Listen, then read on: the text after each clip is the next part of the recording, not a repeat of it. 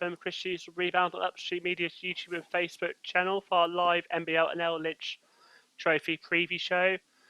First up is Andreas Lykoudis. I think he just sorted his timbre out. Evening, Andreas. How are you doing, my friend? Good, thank you. How are you? Not too bad. I've been getting over a chest infection, but all's good. I've been doing a bit of exercise, going for walks, and I think I'm over the worst of it, so that's the main thing. Yeah. You guys obviously got Derby this weekend, and I think it's been I felt like ages since I last watched you guys play. It was about a month ago. So how's things at Bradford?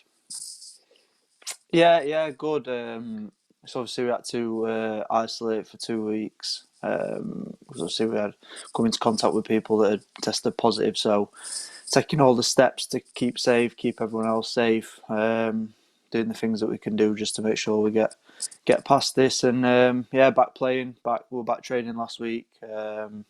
Obviously this game that we were meant to play against Derby, it got cancelled this weekend at a neutral venue. So yeah. Good, everything's good in the Derby and in the Bradford end. I had a good couple of weeks sessions back at it, so it's good to be back. Definitely, and obviously it's been it's a month since we last saw you guys play, and you've played most of your this is your last L Lynch Trophy game till the knockouts. You obviously won versus Newcastle and Myerstroff.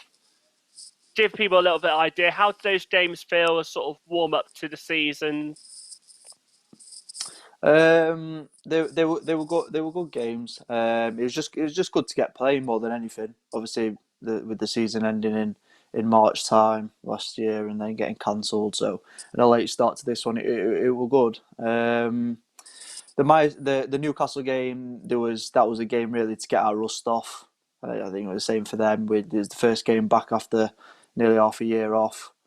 So it's good to be playing. I think we won by 20 something that game. So that was a good first game for us. Got the rust off, get rhythm, get back in playing, get back to game shape.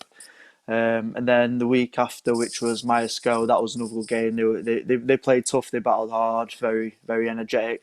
Great, some good players like great ex Bradford guy as well. So that was good. We didn't have a good game as a team. We played poor. We showed that we weren't our best that game, but we managed to grind out a win. And sometimes you need those type of wins. You need those wins where it's tight, you're not playing well, it's scrappy, and you need to fight out the win. So it's good to get that type of win. But again, this weekend we're hoping to get back to the level that we know we can play at.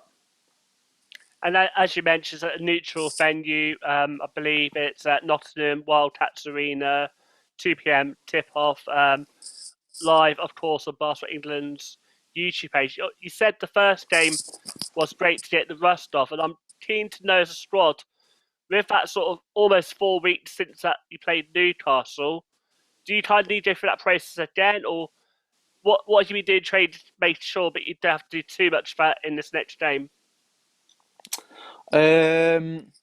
It's not the. I wouldn't say we need to get rust. The rust's gone now. That's what that first week and the training and the first games are for.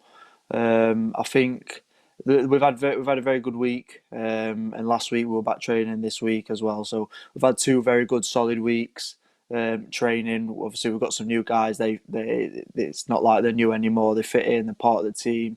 Feels like they've been here for forever. So this weekend we're hoping to come out, play tough, play hard, play defence like we're known for, and execute on offence with what we've been putting in at practice.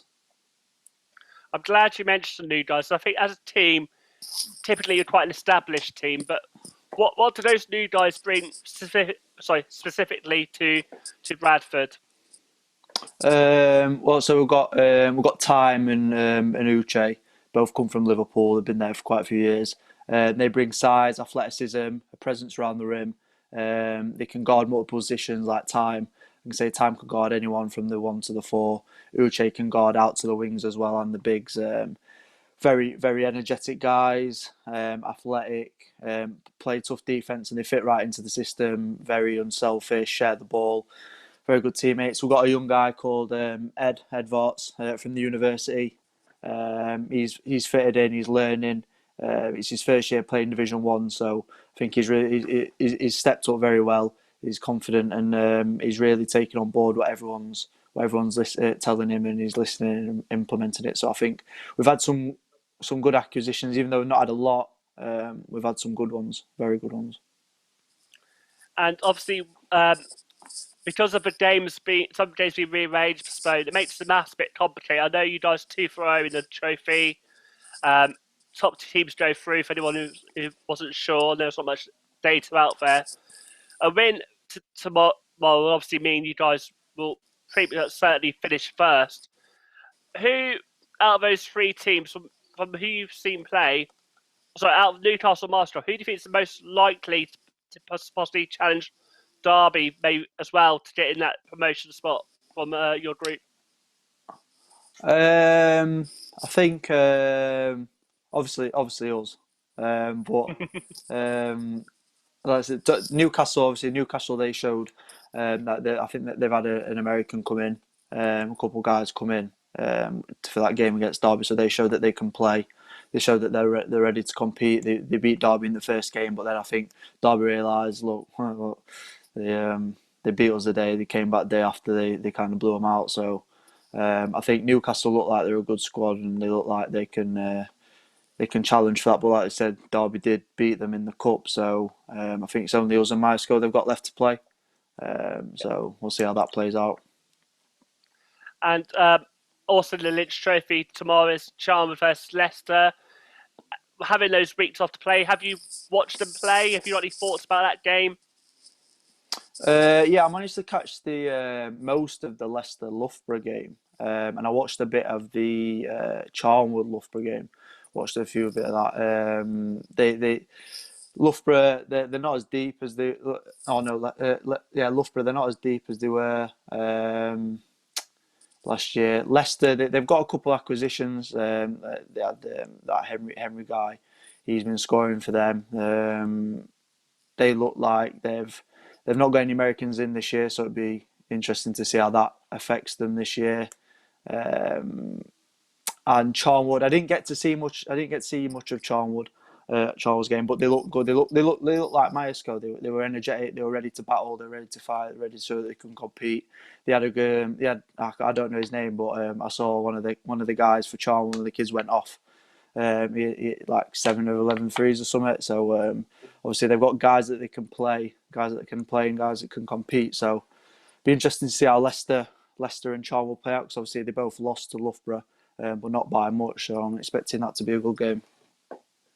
Yeah, I think that was Greg Wild who went off for the threes. He made team of the week, and I'm interested to see Kane Goodser.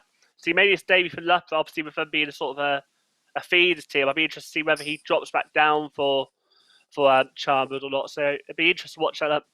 Like yourself, it's live. I think just before your game starts, so people can watch both. I think it's 12:30 live at Charnwood on Basketball England's site. Obviously, we sort of talked a bit about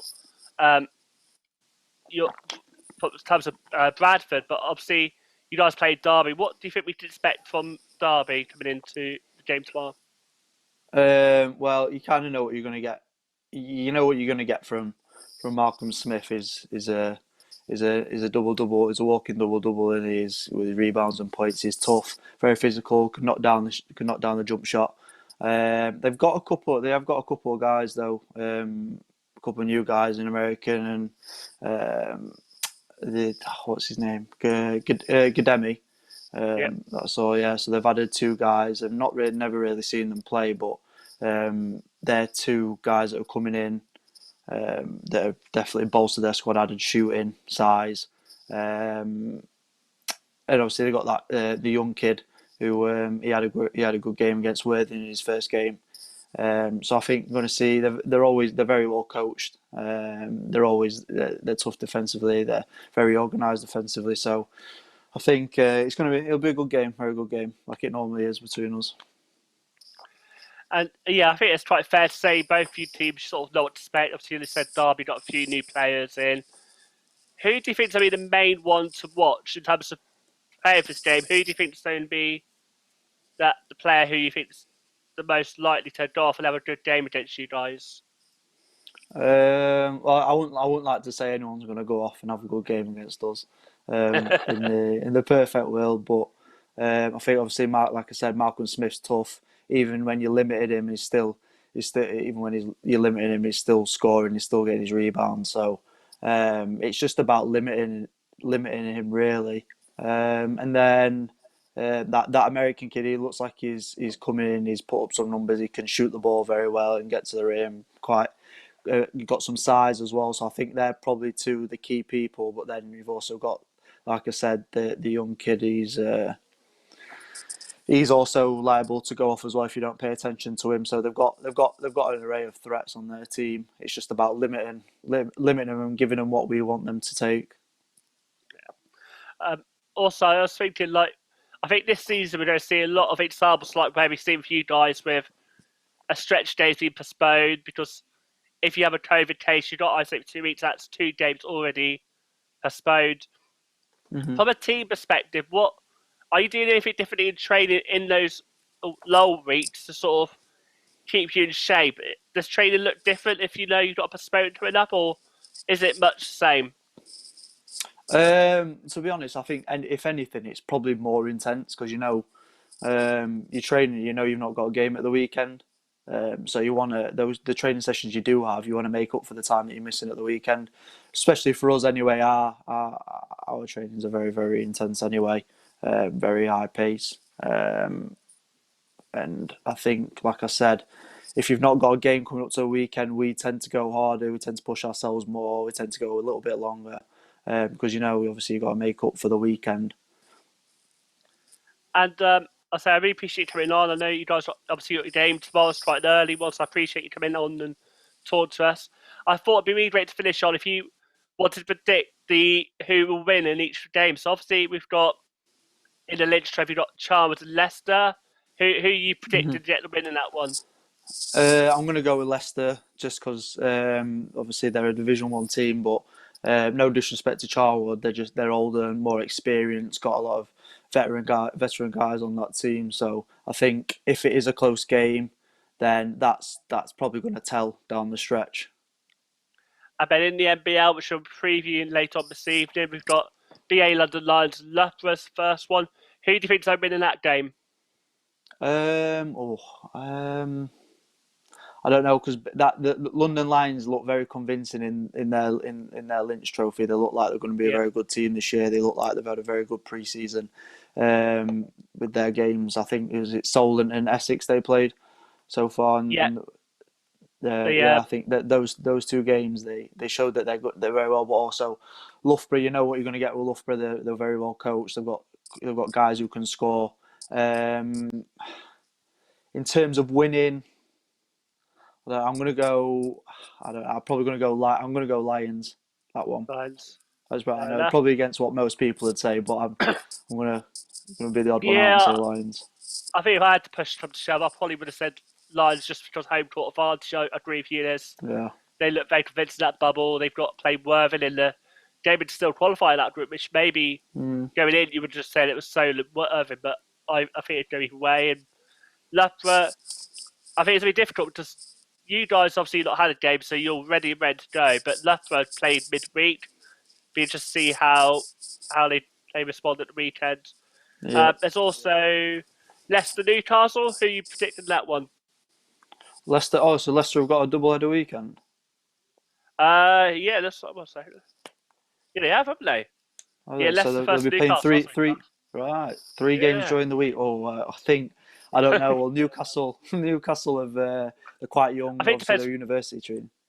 So they're a Yeah. university team, aren't they? So they're they're training every day, if not most days. So I think with Leicester having to play 3 games in a week as well, I'll go Gotcha. Newcastle. Oh, Newcastle at home as well. Let me just check. No, is If that it, Leicester? Oh no, what's that? Leicester. Well, I've had on 1 day. 1 second. No, I'm looking 2 weeks apart. Pretty sure. I'll probably say Yeah, no, they play at home at Newcastle either Leicester. way. Yeah, Yeah, Newcastle. I'll probably say Newcastle anyway. Yeah, they looked really impressive last weekend. I think it depends which team Yeah. comes up. I know I say it before my time, but BBL veteran Charles Smith's also on the roster, so he's a a Yeah, star still at 45. You're supposed to great numbers. And yeah. the final game, Reading Hemel, sort of a rematch. Who you backing on that one?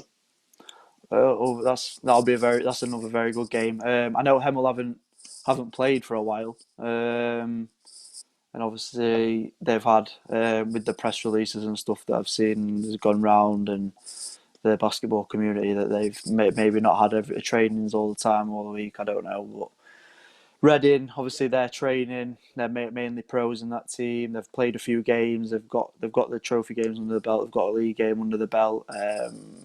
They've brought in some very good guys, good Americans as well. So I'd probably say Reading, just on the fact that they're probably be a bit fitter, sharper, be more in rhythm.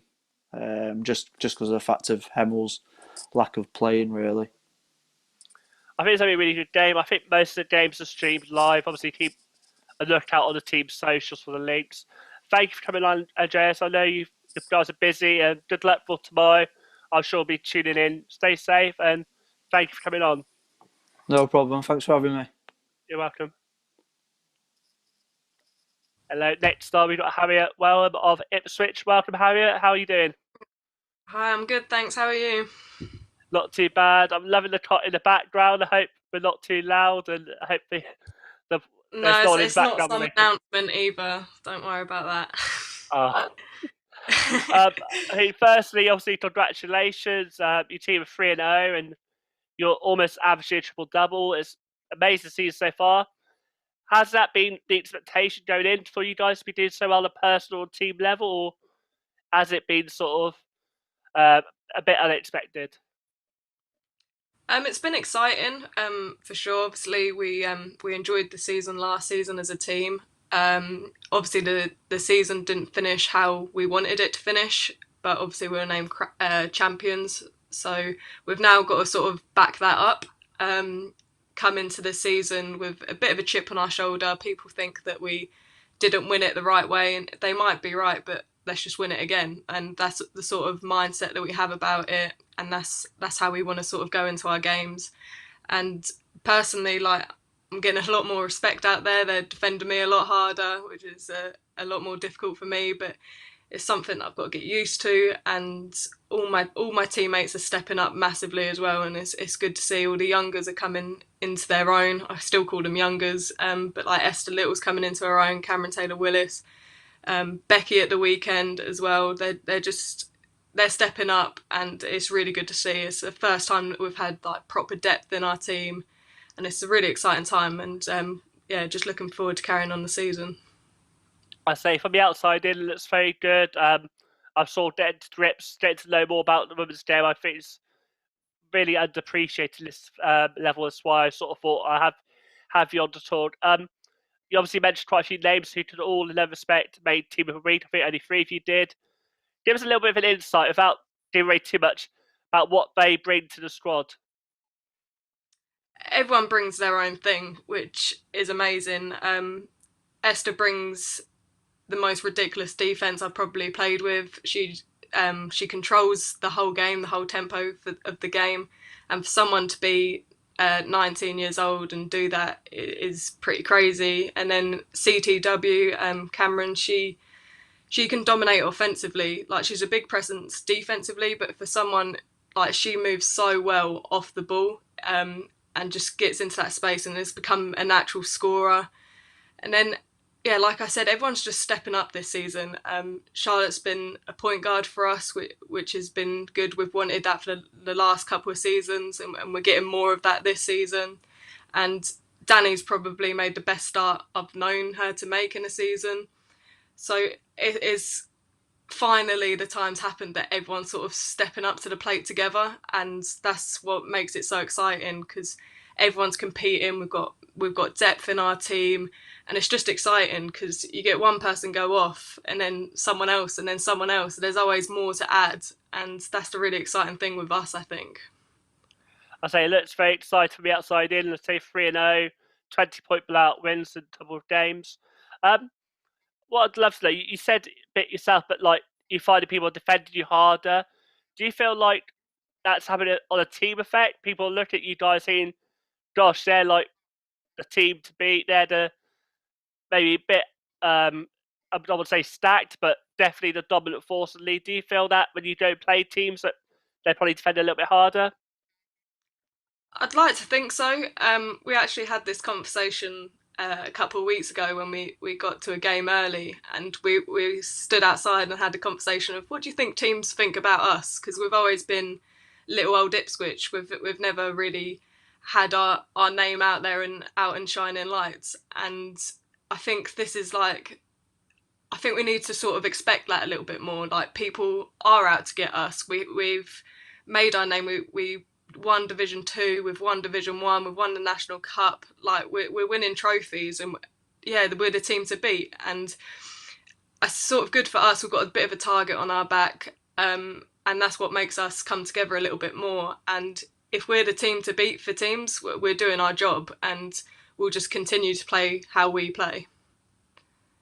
I say, obviously, you guys have personally have a great season. I think you averaged 26 points, 11 rebounds, 7 assists, and Esther's, you mentioned as well, averaging 18 points, 3 rebounds, 6 assists. What is it when you battle a player but gets you those points, rebounds? Are the girls not as physical as yourself, or is what makes your performance so good compared to maybe the others in the squad in terms of on the boards? Do you guys have that more of responsibility in terms of being the leaders, or is there something you exploited with defenders? Not really. Like, we all have our roles pretty much from day dot. And Esther's ridiculously athletic, so she's able to go and get hers. And I'm not as athletic, nowhere near, but like, it's being able to sort of read the game, and that's something I've definitely adapted to over the last 3 years or so, is being a bit crafty on the boards. Like, I've never been one to rebound before, but sort of trying to add everything to my game a little bit more. But yeah, everyone has their role. You look at someone and be like, right, you're going to go crash the boards today, and they will. And that's the good thing about our squad, is everyone can be given a job, and you know they're going to go do it. And there's no job too big for anyone. Everyone fits in perfectly, and it just works out. I say we obviously got to talk about Taylor Southwark, who played this weekend. What are you expecting from them? They're low in respect, doing well, a 2 for 1, and they're offer challenges. What you expect from them this weekend? We're expecting it to be a tough game. It always is away at Cola. It's one of the places you hate to play. Looking forward to it, though. They're a young team. They're athletic. They'll get out and run, quite similar to us. They're obviously going to be coached well by Jackson. We know that. They'll get a good scout on us too. Like, have no doubt with the academy team that gets inherited into them. But I'm expecting a good physical game and really fast pace. So yeah, it's going to be an exciting one, I think. And you were saying, as a team, you had the other week you were talking about what did teams think of you. I'm really keen to say, because there's always debate on social media when a team does really well, there not being a promotion relegation to WBBL or the BBL. What's the aim for Ipswich? You know, you've been in the squad, you probably know what their aims are. Is the aim to be a WBBL side at one point, or what's those conversations like in the dressing room? So obviously must come up from time again. 100%. Hopefully, a conversation does go in there, like, why aren't Ipswich in the WBBL? We're competing every year, at academy level and Division 1 level. We played a couple of WBBL teams in pre-season, and we honestly believe we can compete at that level, and potentially succeed as well. So it's difficult, because I wish it was easier to be part of the WBBL, like, money wise, facility wise. I honestly believe if Ipswich had the funds and the facility, that would be a top end team in that division. I really do believe it. But it's difficult, with all the politics around it, that we're just where we are, and that's the way it is, and so we've just got to make best of what we have at the moment, and hopefully within the near future there is a claim for Ipswich being a WBBL, because I think there's a couple more teams in Division 1 that can also compete. Solent being one of them, probably Bristol as well. They've got the facilities, they've got the coaching staff, they've got everything they need. So why not? Like, if we want to extend the female game in this country, surely the better teams need to be playing in the better league, and that needs to be a major conversation with our sport, I think. I totally agree. I see it in the NBL with Sol. I see it with you guys. I see it with other teams as well. You look at them thinking, these are really good teams. Why are they not in that league? And you say you've got to play with what you've got. And I think you do that well. From your perspective, in the organisation, who are the unsung heroes within the organisation who do a really good job in putting on the product that is Ipswich basketball? It goes without saying, the coaching staff, especially with our women's team, we've had a pretty stable coaching staff for the last 3 years. So obviously Nick Drain and Josh Carson.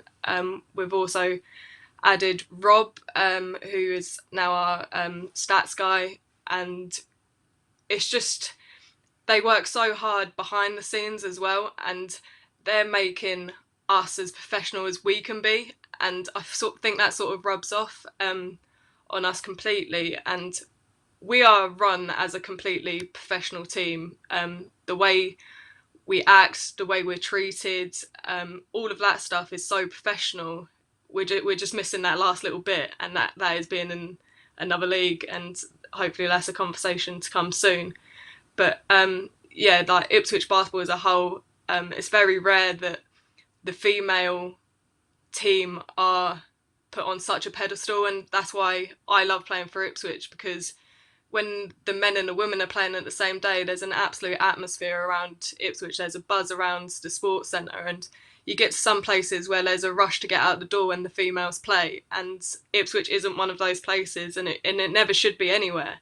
So yeah, it's just being treated equally is a massive thing, and luckily that's what's happened, and we've sort of proved our worth in that case. It's lovely to hear you sing those words, and there's so many terms you say about being professional, having the staff, volunteers, coaches sort of playing a part, which I to totally see makes for the spectacle. I've seen pictures of your games with a lot of fans. So it's really good to see. I hope when this all over, come to watch a game. It's a bit far to Hampton, but definitely on my bucket list. Also, this weekend you got Worcester versus BA London Lions and Loughborough Reading. You said there's other teams in Leeds. You probably have a good grip on those teams. What do you think we should expect from those games this weekend? I do think Worcester are a team to watch this season, massively. They're extremely well coached. They've got a great team as well. So I think they're definitely a team to watch in the next few weeks. And then Loughborough, compared to last year, I think they've improved massively. I think they've recruited well. And it's always interesting to see who Reading bring in. Always interesting. So yeah, I think, is that their first game? I believe it is. So it'll be interesting to see who their squad is, who they've brought in, who's coaching. So it's a bit of a unknown game, but it'll be exciting to see what the scores are. I say we've got a bit more time before Dave Owen comes on, and me and David, let me talk about our sort of team of the week. And I'd love to get your perspective, because obviously Barcelona's done their team of the week, me doing the men's, Downpour doing the ladies. And I know there's been a lot of debate of who should or shouldn't be named in last week's team. I don't want to take that far. But if we're looking at, you try and tell me a bit more about the women's game outside of Ipswich. From what you've seen so far, who are some of the names who have impressed you, who would make your sort of a team of the year contenders outside of Ipswich, who have impressed you so far? If I can't pick an Ipswich starting five, it would. You can as well. At the moment, there's a couple from Solent. I'm not very good with names. Number 8 from Solent. She's definitely one to watch. She's improved massively. Yep. Yeah, she's improved massively. And I think because she's got more responsibility on the team, she's sort of come into her own a little bit more. Watching the Cola game, Simona is definitely one to watch as well. Sitting on the bench for the academy team last year, I remember saying, if this girl could shoot, she should be really good. And I think last week she was 5 from 7 from the free, so she's now added that to her game. But yeah, there's always a couple. I need to play against a few more to sort of It's get a early feel for season. it. Yeah, but at the moment, I have to say Ipswich are definitely putting in a few arguments. Like why Cameron Taylor Willis wasn't in the team of the week, I don't know. Yeah. But Let's talk about that because I totally get both sides. I know when I'm doing my team of the week, it's real hard debate. I know she's not the sixth lady. Was that like her best performance you've seen from her this season? What made her performance so good? Because sometimes I think when you look at team of the week, you just the criteria is I think it's the efficiency, stats, period of influence, and strength of opposition. And I think maybe Ipswich are quite strong. Maybe it gets counted against. But what made her performance for you so good, but it warranted inclusion? when you drop 28 points being 17 years old, I think it sort of speaks for itself. She was extremely efficient. She didn't miss a lot at all. And for me, it's just she definitely deserves the recognition. As well as Becky Bellis as well. She dropped 16 in like 15 minutes. So I honestly believe she should have been sort of mentioned as well. But it's so difficult because the standard is going up massively. That obviously we're not the only team. Other teams are playing. So it is difficult. We need to get used to seeing Esther Little's name in there every week. I think that's a sign of things to come. Um, but yeah, it is frustrating because I thought, oh, maybe we'll get an Ipswich all five, but clearly not. Maybe we'll keep aiming for that one. Yeah, that's definitely a chip on the shoulder, isn't it? I guess it motivates you more. And I imagine next time she might be a bit guarded, but Esther obviously went over an ankle injury. Is she fit and ready to go this weekend? How is she? Yeah, she's a bit of a warrior, that one. She'll strap it, try and run it off. But yeah, fingers crossed. We'll see how she goes on Sunday. But yeah, she'll sort of grit her teeth and bear it, I think. So I fingers crossed, but you get Ipswich all five. We have to wait and see. I'm sure that will motivate you more, and I think that's great because I think you highlighted the point. It is a much more competitive year. Do you feel, having played at D1, this is the most competitive season it's been for you, or? Um, definitely. Bit big head thing to say. I think because we're so good at the moment. I think um, every game's sort of a tough game, but I think because we're so good, we're winning and we're playing so well that we haven't really had that close game yet. It's been close at points, but we've managed to run away with it a little bit. But yeah, definitely. To be honest, the last couple of seasons have been tough in Div 1. There's some great teams. And yeah, I think it's a great standard and definitely one that shouldn't get looked past. I agree, and let's say last season, like you said, it was so tough for the league to decide won the title. It was four teams that were sort of close-ish. I think the fourth team maybe a little bit further than the other three, but it was hard to call. Who do you think those same teams will be up there, or the other teams that have impressed you? Um, Definitely, it'll be interesting to see Anglo Ruskin when they start playing out of lockdown, and same with Bristol as well because they're always great teams.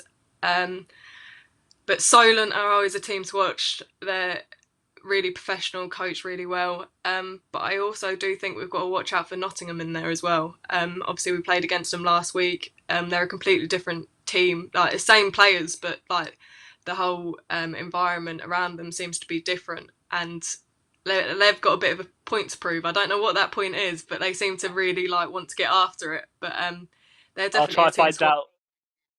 And And I obviously, do think Worcester are up there as well. yeah. So obviously, Worcester not BA London Lions. Do you think they'll get the win this weekend, or do you think BA might cause an upset? No, I think Worcester have got that quite comfortably, that one. And what about the other game, Loughborough Reading? I know it's quite early on. Who would you back if you had to make a prediction? It's a tough one because obviously Loughborough have only played one game and Reading haven't played yet. But I'd like to think Reading will have a little bit more experience, some senior players, hopefully. It'll be interesting to see if they've got any academy players coming in as well. So I'll put a stab in the dark and put Reading on that one. Well, I'll write that down and we'll see how you get on come the end of the week. Thank you for spending your evening time to talk to me. I know you guys are busy and got a game to prepare for this weekend. Before you go, I did see a lot of Ipswich fans fighting for more players to be included. Is there a little message you'd like to give to the Ipswich family? Obviously, you can't watch in person, but is there something you'd like to say to them before you depart this evening? Just thank you for all their support. We're the only team playing in Ipswich at the moment, so we're trying to fly the flag for them. Just thank you for your support, and fingers crossed we get to keep winning for you, and you'll be able to watch us soon. Fingers crossed, hopefully, in after January to have fans back because it's a big part of the game. And hearing you speak, and I know I saw pictures of Ipswich James, it must be a great atmosphere to play in. Thank you for coming on this evening. You stay safe and good luck this weekend. Thank you, appreciate it. That's all right. Next on, we've got Dave Owen. Good evening, Dave. How are you? Oh, I can't hear you. One sec.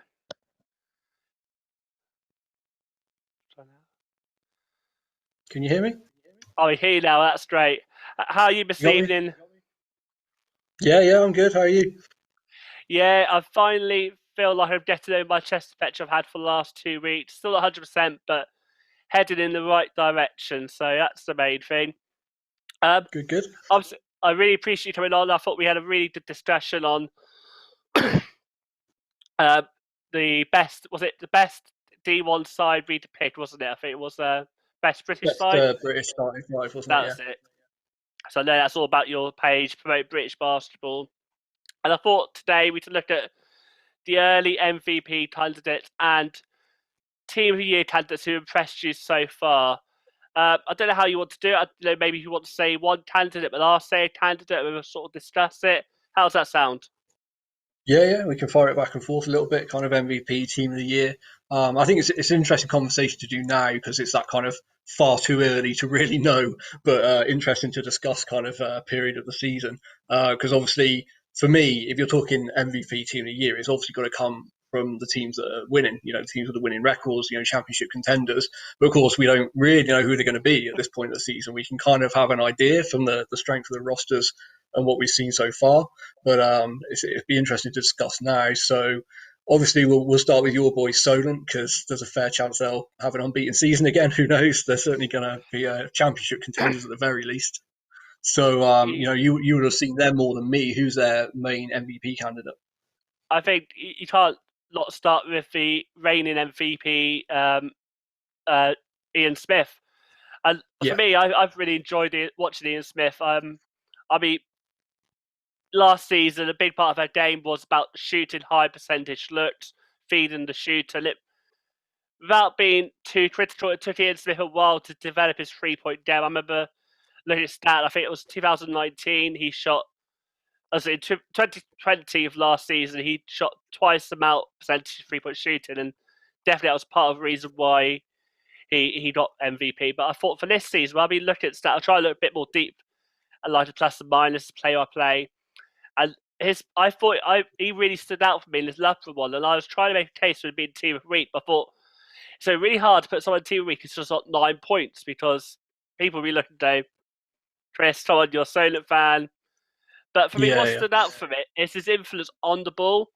And I think when Solent are passing the ball around and they're trying to shoot the free, I think defenses are much more of a space to the other players. I noticed this in terms of the stats when Ian Smith on the floor, Solent shot twice as many 3-point percentage when he was off the floor, which I thought sort of speaks to the argument. I mean, if you're looking outside Ian Smith, Orland Jackman's definitely going to be in that conversation. Travis Charles. I could actually see a scenario where Teschels could win the title, but where they share the minutes so freely, it might be hard to make a case for them. What do you think? Yeah, I think, when you talk Solent, you talk in depth. The 1 through 10, they've got quality Division One players. I really like the addition of Andre Arisol. I remember seeing bits and pieces of him when he was a junior, but I've not been able to see him while he's been in the States. So seeing him, I've been really impressed. Actually, I really like the way he plays, but both ends as well. So yeah, I mean, Solent are just so strong. It's hard to look past them as a championship team, and in most cases, your MVP is probably going to come from your championship team. Ian Smith runs the show as the point guard on the floor general, so he's obviously going to be in there. And then we're going to talk about other contending teams. You can't rule out Cameron Hildreth as a potential MVP this season, No, which would be fantastic as a teenager. Probably, I'm guessing, the first teenager to have done that since Luke Nelson. yeah, I had Cam as my outsider because I agree with what you say. It's going to be really hard for the MVP not to be from a championship winning team. And Worthing at the moment are 0-2. But if you include the L Lynch trophy, then 1-4. Obviously, I think that's a false picture. They are going to be up there. You can't, Sire, Matt, they're stacked roster. And I think Cam might get there on numbers alone because he's a volume shooter. Like, he's going to be averaging 30 points easily. I'm more than happy to say he's going to be averaging 13, 10, and 5. But it'd be more because he's given that responsibility playing in the one. But I think he could be out there. I think I could see him being outside contender. Anyone else in that Roman team but you think could be, or is it a little bit of a long shot? I think I like Luca Redding this season. I think Sean Williams is really stood out in the games that I've seen. He looks like an absolute game changer who can do a lot of things. He's got speed at a level that's difficult to deal with in Division One. Can really hit the three off the dribble. He can attack the basket. From what I've seen, he's kind of got the full array. So he's stood out early on, and I think Reading are another team that have got depth. If you look at their kind of their top 8 players, some real talent throughout the roster. So I think they'll be up there, and I'm slightly biased because I get on very well with Alan Keane, but I do really rate Alan as a coach, as one of the better coaches in the country. I think his team will get better and better with every game because that's just the way he runs his ship, really. I know you're a big British basketball advocate, and I must admit, looking at that register, I just see why you'd be impressed by them as they've got experience. Some of Leon Francis, Reese Pinnock. They've got the American who definitely looks like someone who's going to be up there, isn't he? So top 4 or 5. And you've got the youngsters, Sam Grant, Latrell Maitland. They look a really excited roster. I'm excited to see how they get on. I was trying to think, it's like, it is quite easy to see Testrals doing what they did last season. I was trying to think who else could be up there, and I feel for me the player impressing most, but maybe didn't get as much recognition, was maybe Mike Williams Jr. of Hemel Storm. But yeah, so I think he might be up there. I think having Teo and Levi, I think you've got a bit more defensive cover, allow him to be a bit more free reign. It just depends how he shoots on the night. It seems to be like him or Greg will take alternate shots, and it's be interesting. But I definitely think Mike and maybe Greg could be up there. Who else do you think will be up there on your list? Yeah, I think, as you said, as you touched on with Hemel, they're strong. There's kind of that similar dynamic in that they've got Mike Williams and Greg Polian, and Solent have got Ian Smith and Travis Charles as the kind of point guard, and then the kind of 4-5 guy. So typically those two, if you think about those two dynamics, the 4-5 will probably be more efficient just because of the way rebounding affects efficiency, and point guards, it's always tougher for them to be efficient purely because they've got the ball in their hands all the time. They're making a lot more decisions with a lot more usage. But in terms of their influence on winning, obviously the point guards run the show, so they kind of the big guy's not getting the ball without them kind of thing. So it's an interesting dynamic. But I think Greg Polian is going to be a really efficient guy who's going to do a lot this season. Mike Williams seems to create a lot of his own off the dribble. He takes a lot of tough shots. Yeah. So that might hurt him if you're looking at the kind of efficiency rating. But obviously in terms of talent and standing out to the eye test, Mike Williams certainly catches the eye. I think Thames Valley Cavaliers are another team that will be up there. So someone like, again, we're talking about point guards, Lewis Champion, probably going to be, in consideration for one of the better players in the league this year. Looking at his performances early on, I think I'm always a big advocate for Hakeem Siller. I think he doesn't get talked about enough, but the impact he has year in, year out, I think I heard in an interview somewhere, Bob Banks calls him their eraser or something like that, in that he raises all their mistakes. Because if they take a bad shot or whatever, there's a good chance he's getting the offensive rebound and giving them another opportunity, whether he puts that in himself or kicks it back out. He's just so dominant on the glass and inside. He's a really tough matchup in Division One. Has been year after year. Never seems to be too much in the talk for MVP, but certainly a Team of the Year candidate, I think, would be in the mix. Yeah, I had him at number 4 on my list. I was pondering with data guards like you. I thought you're not playing Taylor Johnson or you got Lewis Champion, but my worry is, but how do you get the best of all three on the field? Like, if you look at compared to other teams like Mike Williams, he creates his own shots. Greg facilitates and creates his own shots. You got Solent. Ian is the assist king. That's how he does it. I think it's very hard for him to share the load. I think they'll be successful and probably be a second seed, but that's why I was leaning more to Hakeem because I think it's quite gutsy. He's taking Mucklamore's number 1 jersey. I think that's a statement in itself. I think he wants to be the number 1 guy on that team for the leader. So, yeah, Lewis, the thing is, I think they've got the most talented attacking side to challenge Solent if you're looking on the team for team, but it's how they can really put up points. Thames Valley can really put up points on you. All their games are going to be high scoring. Obviously, Solent have that defensive game plan and Coach Guyman who can maybe put the clamps on them a little bit, but they can really put up points. And yeah, so I kind of thought if it was a TBC candidate, more likely be a forward because I just think there's more talent, a lot more talent, but I think they play at the same time. They all want to have big games. It'll be hard for all three to have big games. Outside of that, So I was just going to say, the last person we've got to talk about in the MVP, he's not going to get it, but if you wanted it, Charles Smith. Yeah, I was going to say another Smith. I'd love to get your take. So when I was watching Dave, I saw Charles Smith, and from our chats off air, you put him on the radar, and Barcelona put on my radar with the history page like Charles Smith. And he had a great day. For someone 45, he posted good stats, pivotal in the win. You probably know more about him than me. What does he bring to the team? Scoring. Even because he was playing, I think, Division 3 with Teesside last year, and there were a few coaches commenting that every game plan they came up with them, basically you can play absolute perfect defense on his jump shot, and he's still just going to drain it in your face. So there's just not much you can do about that. But obviously, his sheer experience. The game is so easy to him at this point of his career. Obviously, he's probably not going to, play massive minutes for them or, want to be the top scorer or get a lot of recognition. He's just there playing for the love of the game and trying to help the team at this point, I'm sure. But like I say, if you wanted to go for that MVP hunt, I'm sure you could put up some serious numbers even at 45. Yeah, I was impressed with how Newcastle made work of Derby. And that was Smith R's big job outside previous MVP Malcolm Smith.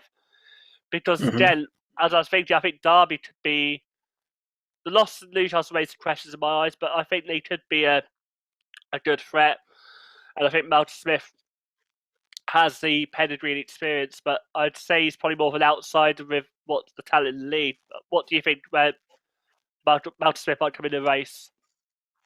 I think he's a lock for Team of the Year. I'll call it now. I don't know if he's been in Team of the Year every year since he's been in the league, but when you look at his stats compared to other imports that have kind of had some longevity in terms of playing sort of 3 or 4 years in the league, he is right up there from when I looked at the end of last season.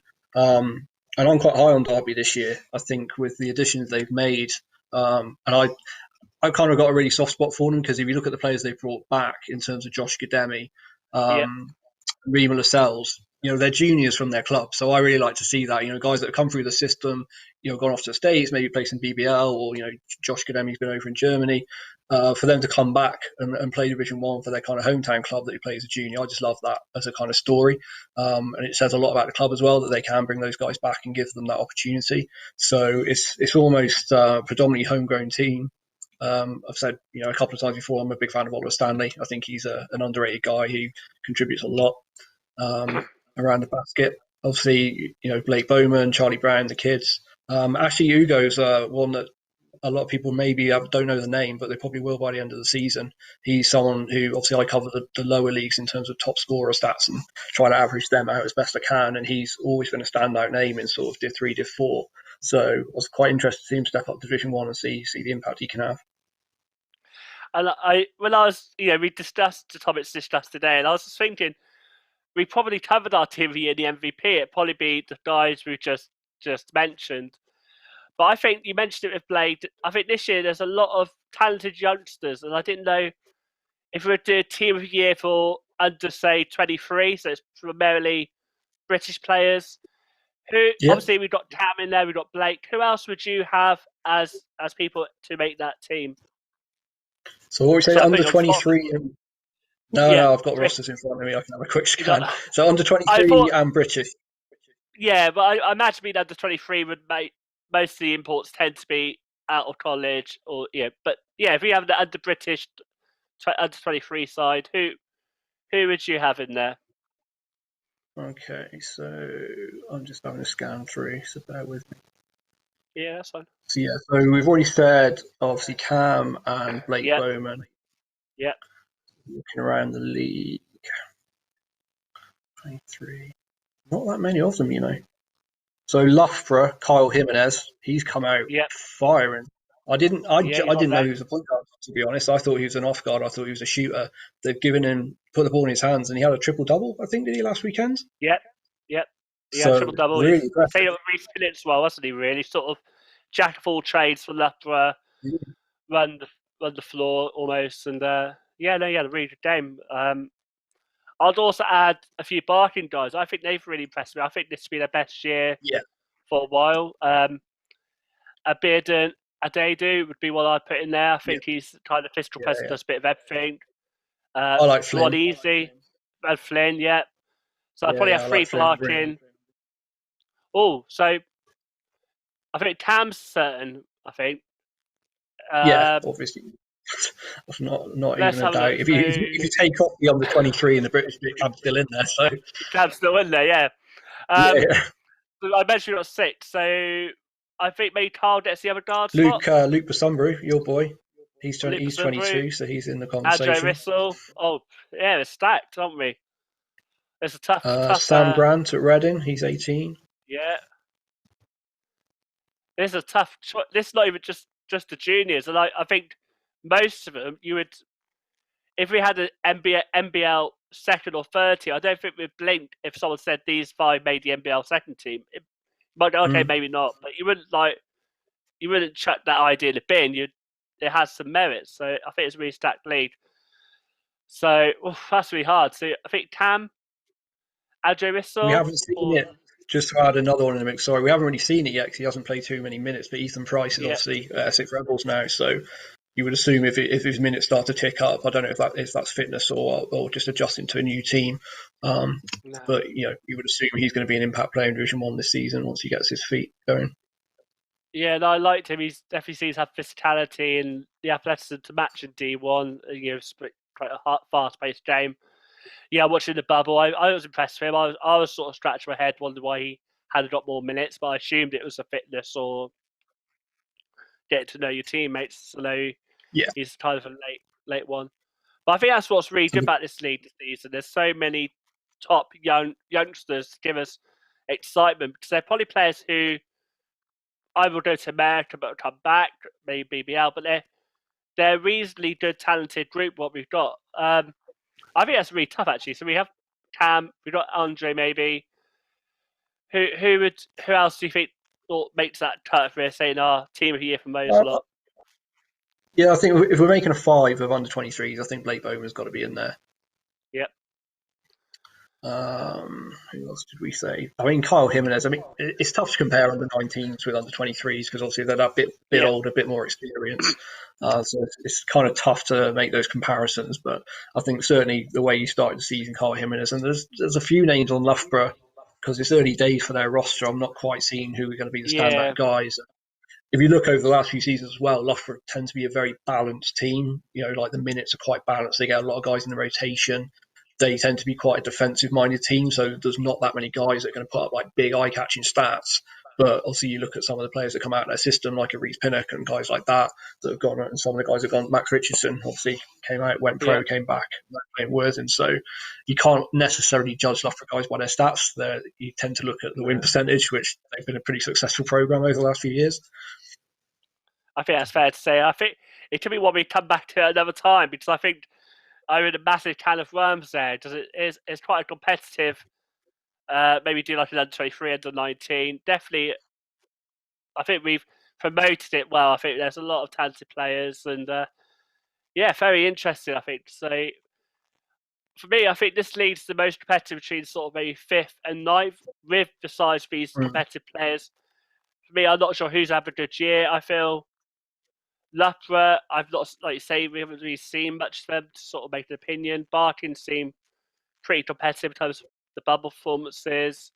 Reading, I think the beat biggest Worthing. kind of story at the moment, if you look at the first game that Newcastle played, Team Newcastle played in, I guess, the Lynch Trophy, and then had that complete turnaround because they brought in a bunch of guys. They got kind of 3 imports added to their roster, and obviously Charles Smith coming onto the roster. They were a completely different team, because did they lose to Derby and then beat Derby or something? They beat Derby the first time with Charles Smith. Then the next day didn't have Charles Smith.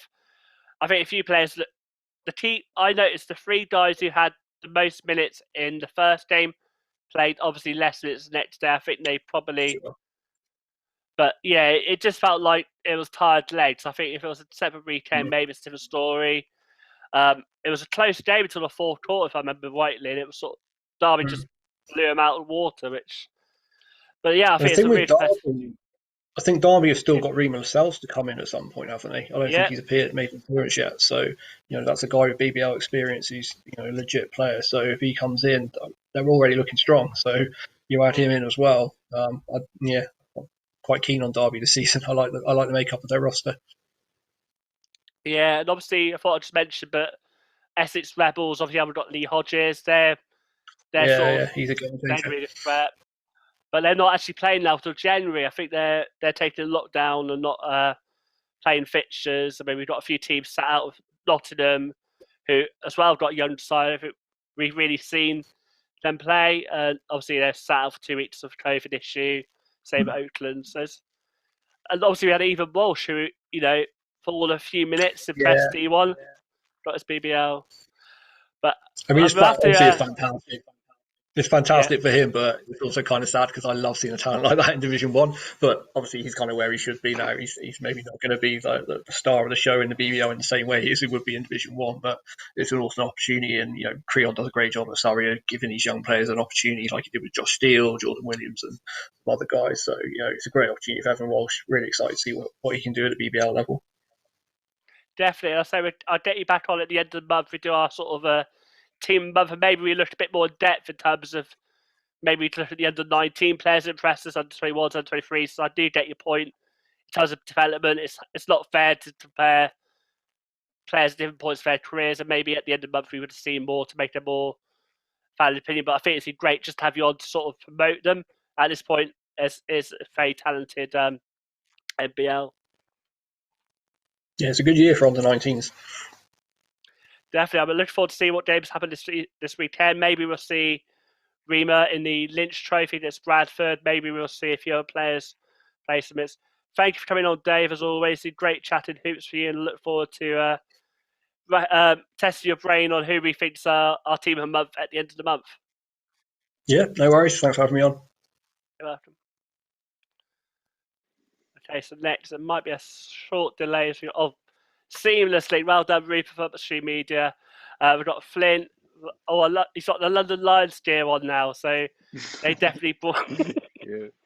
And obviously Carl as well. Is he frozen? We got Carl. I'm sure we get Mr. Triple Double back in a bit. I'll quickly plug the channel. If you're new to the channel, Rupert does a great job UpStreamemedia. Find his platform to talk hoops and preview this weekend's NBL fixtures and the L Lynch Show fixture too. So if you haven't followed and subscribed, obviously you know the drill. You probably hear on every video, like and subscribe. And I'll leave you at that. Welcome, Flynn. It's great to have you back on the show. How are you doing? I'm good. I'm very good. How are you? Not too bad. As I say, I see you got your London Lions Jersey, honestly, the Yeah, team have come good. yeah, So we'll start with that because obviously there's a change, and I think it's still a transition period. Going from Barking Abbey to BA London Lions. From someone involved in the roster, has that sort of made any big difference to you at the moment, or is it sort of something that's a work in progress? yeah. I think it's a work in progress. I mean, we just got we just got some new gear, but yeah. Apart from that, yeah, nothing's really changed at the moment. I think it will change, especially over the course of maybe a couple months or years. I'm not sure, but yeah, nothing's really changed in terms of what's going on every day and the routine that we usually like do. So not much has changed. Yeah, I say before this show was on, I was watching the London Lions game, and I think I saw Coach Ricky there in the background. Is that right? Is he sort of Yeah. helping both? Yes. Oh, a few people, someone pointed it out, and I was like, I think that might be him. Welcome, Carl. Congrats on last weekend, triple double. How are you doing, mate? Mate, thank you for having me on. Yeah, I'm good. Yeah, it's been good. We've had a good week of training this week, ready for the weekend. Yeah, and to say obviously you guys play with each other. I'll start with you, Carl. Obviously, you had the game in the week. We should like say you got your triple double. Having that Lynch Trophy game in the week before, a few days before this game, how has it affected you guys? Has it been a good thing to get back on the court, or are there some sort of tired legs maybe the last few days? I mean, I feel like it's always anytime you've got a game, it's a good thing. It's another game where for everyone to come together and gel more as a team, especially for a group.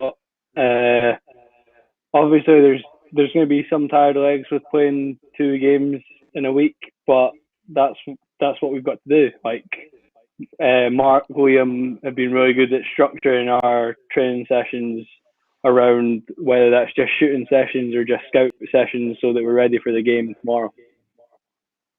And Flynn, you're sort of the other side of the coin. You're like one of 5 teams play the first game. I think probably a few weeks now since we had the Little Lynch Trophy games. How's that affected preparation? What are you guys doing to keep yourself in match sharpness? I think like just like last time, we missed the game against Worthing due to something, and I think that just fired us up more the next week to have a good week of practice because we always love competing on the weekends, and we tend to plan our week in preparation for the weekend.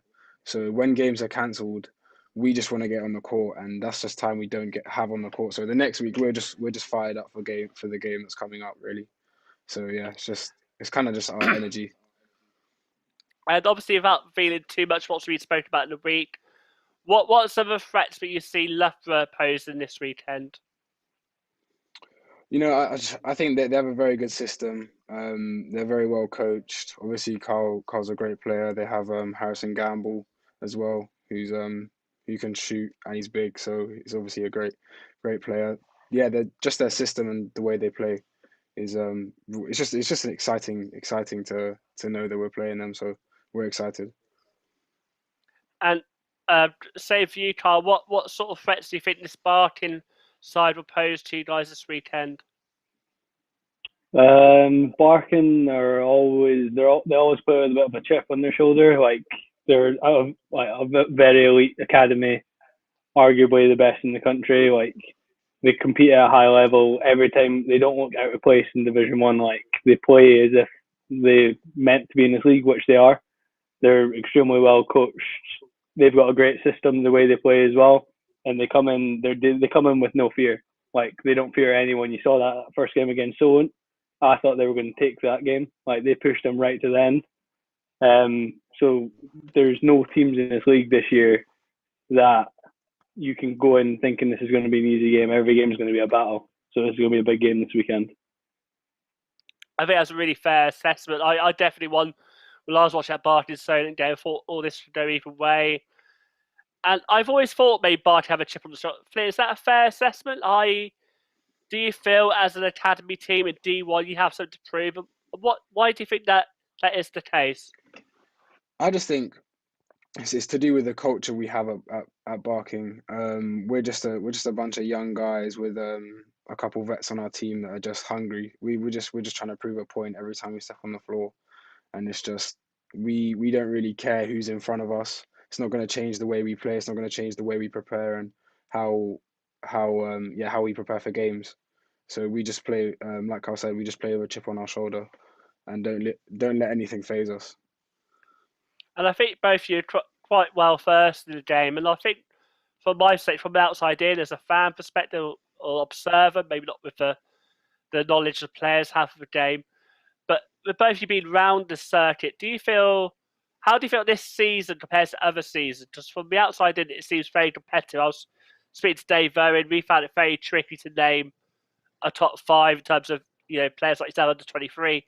Is that the impression you guys get? But it's a very good group of players in the league this season. I'll start with you, Flynn. Yeah, I mean, I think just the whole competitiveness around the league is just it's at an all-time high, really. Like, I think it might be to do with the massive gap we had in the year, obviously due to the coronavirus. I think that might have something to do with all the teams are just ready to get back on the court, and I think the whole energy and competitiveness of the league has just really shot up. In terms of players, there's so many great players throughout the different teams that are really just competitive, as I said. So I think with the gap that we've had, the massive 6 or 7 month gap that we had off basketball, I think everyone's just fired up and ready to go back at it. And do you think that's fair to say, Kyle? And also, maybe not to have to repeat what Flynn said, who are sort of the standout sort of under 23 players, but you maybe not compare yourself to, but you think, oh, they've really impressed me so far? Yeah, just to kind of piggyback off what Flynn said, like, I think this is arguably one of the most talented leagues that we've had in a while in terms of Division 1. And then especially for under 23 players like Jokic, I feel like you've got to look at Barkham, you've got to look at Flynn and Veron, like from Barkin. They're both exciting young guys. We've got a couple of guys in our team that are like playing up to their potential now. Like, you can see them growing as players every single day. And it's really exciting to see throughout the league. Like, there's a bunch of guys. You got the likes of Sam Grant from Reading. You've got obviously Cameron Hildreth. You've got those sort of guys. Like, there's guys that can play up to D1 level now, and it's great to see because it's only going to benefit British basketball. I agree in that. And I think news today, obviously with Sky Sports live streaming the games, it's only to help. And I think actually across the board, it's an exciting product from BBL, NBL, WNBL, WBL. When it gets started, we have got some talented players in that as well. It's definitely a talented year to be a British basketball fan. Turning our attention this weekend, Carl, I know you just played Leicester. They obviously got to play Newcastle as well as, I believe, they got to play Charlton, so it's a busy weekend for them. In terms of that Leicester-Newcastle game, what do you think we could see from Leicester, having played them firsthand?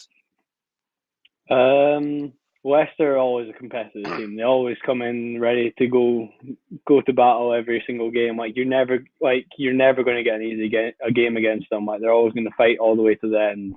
So they're going to push it all the way. Like, they're going to play their brand of basketball. Like, they're not going to play your way. They're going to do it their way, which is, they've got a bunch of guards who pretty good defensively that they can get up into teams and pressure them.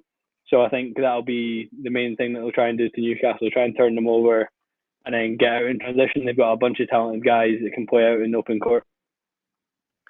And obviously they played Newcastle, but then the other games, Reading and Hemel. Flint, have you got any thoughts about those teams, or if you've not really looked at them yet in terms of maybe previewing those head-to-heads this weekend?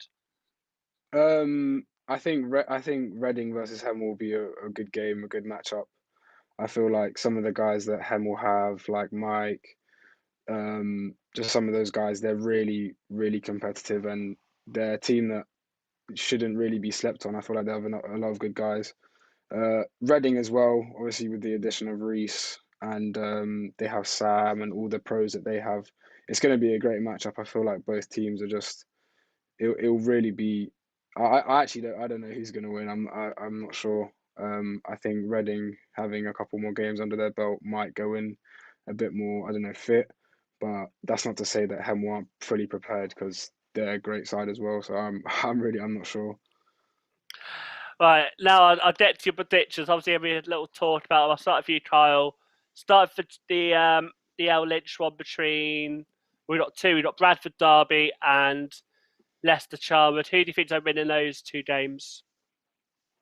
I've not seen a whole lot of Bradford play, but I've seen like they seem to bring their core guys back from last year, and you know it's going to be. They're like such a physical team. They've played together for so long. They all play very well together. They're always a tough team to play against.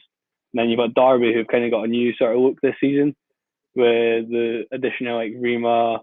They brought back Josh, got Malcolm Smith back now, and the new American. I don't know. I think the size of Derby might just be a bit too much for Bradford. And then the Charnwood Leicester game. I don't know. I've played Charnwood firsthand, obviously in the Lynch tournament. I've seen like some of the more experienced guys are now moving up to our team in Division One, like say Giovanni and Kanu and Greg Wild. They'll push Leicester. Like they're going to play the same as Barker, and they're going to play with a chip on their shoulder, like they should be in this league. Like they're very well coached by Will Maynard. That's going to be an exciting game. I think that there might be a little surprise in that game. So you're back in Charwood, are you? That one? Do you think? I'm gonna have to always back Charnwood, yeah. Indeed.